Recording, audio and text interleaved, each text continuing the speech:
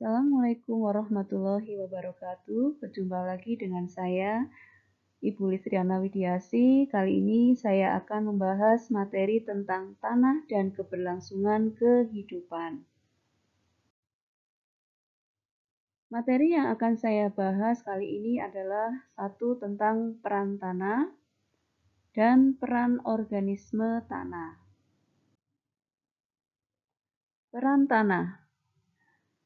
Tanah adalah komponen penting dalam kelangsungan hidup di bumi. Misalnya, tumbuhan. Tumbuhan membutuhkan unsur hara atau nutrisi dalam tanah berupa mineral-mineral dan air.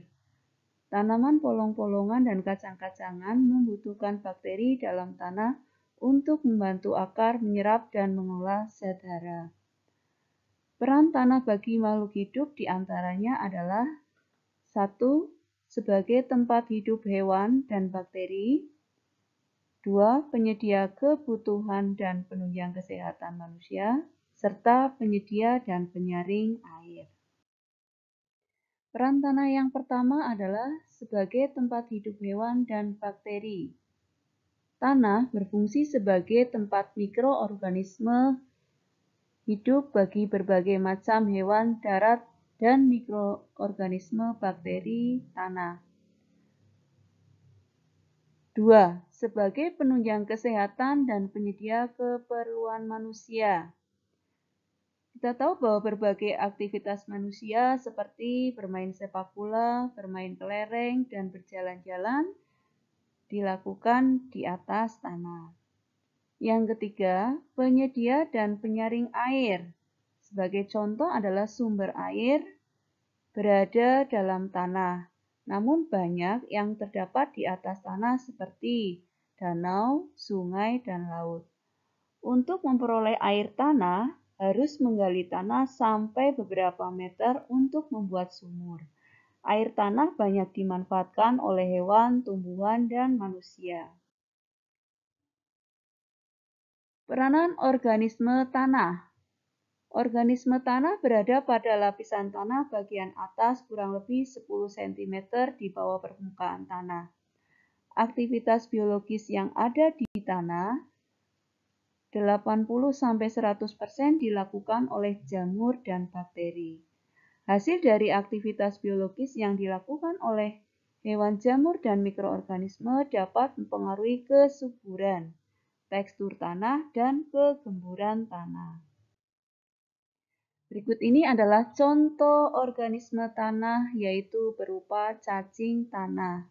Bisa kamu lihat bahwa gambar cacing tanah seperti pada gambar tersebut. Nah, peranan organisme tanah itu ada beberapa. Yang pertama sebagai dekomposer. Organisme tanah melakukan dekomposisi atau penguraian bahan-bahan organik yang berasal dari sisa makhluk hidup. Misalnya daun-daun yang jatuh ke tanah, ranting-ranting, dan jasad hewan yang telah mati menjadi materi organik yang lebih sederhana.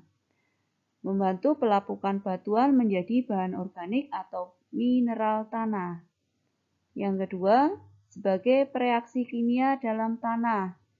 Contohnya bakteri dalam membantu reaksi penguraian materi organik. Misalnya bakteri Nitrosomonas yang membantu reaksi penguraian materi organik kompleks yang berasal dari sisa makhluk hidup menjadi nitrat. Senyawa yang dibutuhkan tumbuhan mikoriza, yaitu jamur yang membantu penyerapan unsur hara berupa fosfor pada tanaman.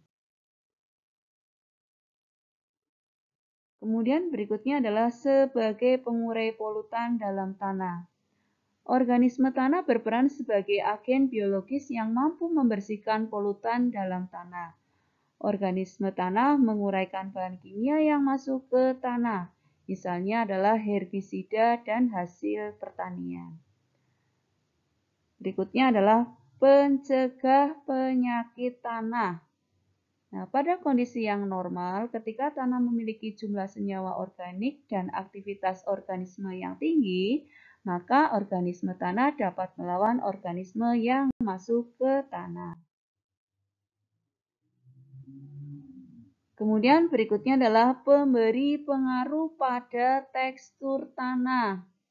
Nah, kita tahu bahwa tanah itu dibedakan menjadi dua, yaitu tekstur yang mempengaruhi sifat-sifatnya. Misalnya tanah pasir yang memiliki tekstur berbutir sehingga memiliki porositas tinggi. Kurang dapat menyimpan atau menahan air karena air mudah mengalir melewati celah-celah cukup besar. Yang kedua, tanah liat, yaitu tersusun atas partikel-partikel yang sangat kecil sehingga tanah liat dapat menyimpan air lebih lama. Hal ini dapat dilihat dari pergerakan atau aliran lambat ketika tanah air itu diberi air. Sifat tanah mempengaruhi kemampuan menyediakan nutrisi dan air yang dibutuhkan oleh tumbuh-tumbuhan di atasnya. Sekarang perbedaan antara tanah liat dan lempung, yaitu tanah liat merupakan tanah lentur, sulit ditembus air, berwarna lebih terang dari lempung. Tidak banyak bercampur pasir dan batuan kecil. Dimanfaatkan sebagai bahan utama produk gerabah dan keramik. Tanah lempung adalah tanah yang terdiri atas campuran pasir, tanah liat, dan debu dengan jumlah hampir sama. Peranan berikutnya adalah sebagai pengatur kegemburan dan struktur tanah. Struktur tanah adalah susunan partikel-partikel tanah yang menjadi suatu gumpalan. Partikel tanah direkatkan oleh perekat seperti bahan organik yang dihasilkan organisme. Sekian, terima kasih untuk materi kali ini. Kita akan berjumpa pada materi berikutnya. Assalamualaikum warahmatullahi wabarakatuh.